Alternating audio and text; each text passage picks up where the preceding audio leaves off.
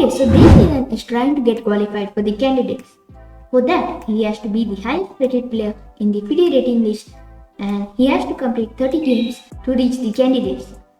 Now he's playing different tournaments and this tournament which he's playing is the second qualifying tournament for Chinese national men's team for Asian Games. So we'll look at his second round game. His opponent is Xiangyu. I am sorry if I'm pronouncing it wrong. So Liren is white, he opens with d4. Black responds with knight f6 and it was the Nimzo Indian defense. d5 by black. Knight f3, black plays b6, he put his bishop on b7. c into d5, e into d5, bishop d3 and black plays his bishop to a6. He wants to trade this bishop. White trades it and plays queen a4, attacks the knight. The knight, if it goes back, it's going to be passive again, so he defends it with the queen. Castles, queen b7 to connect the rooks. Rook ac1, rook ac8, rook fd1, rook fd8, a3 and black exchanges the knight for his bishop and puts his knight on e4. White takes his bishop back, he feels it's important.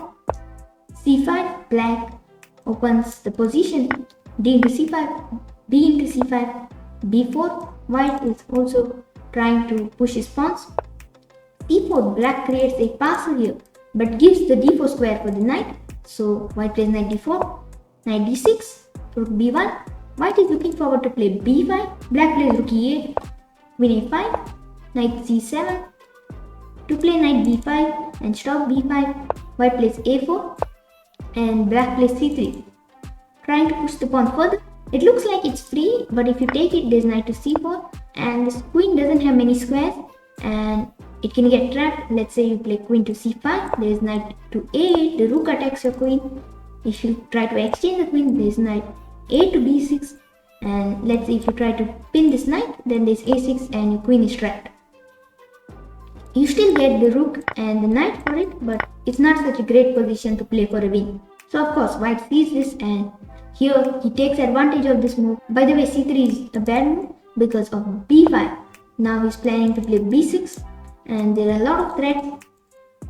So black sacrifices his knight and here you have to also be careful. You cannot just take the free knight because there's c2 and there's a double attack on the rooks. So you'll have to sacrifice your knight maybe. So white takes it with the rook and after knight into b5 he plays a into b5 and he has two pieces for a rook. Queen c7, white is happy to trade queens. Here he has two pieces for a rook, so it is an advantage for white.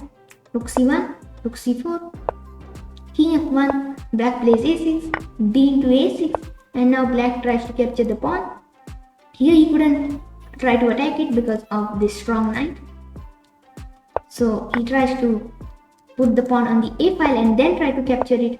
White defends it, c2 and white just plays bishop d2 to defend it. Rook c7, king e2, two minor pieces is just too strong for a rook and that too these pieces are placed so well that they are very active.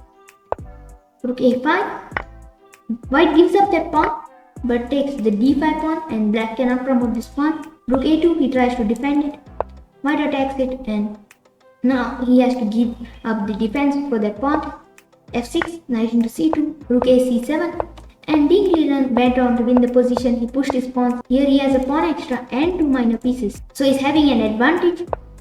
Rook a6, bishop c3 and here black resigns because now he's activated his bishop also and black's two rooks cannot do much. So yeah, Liren won this game.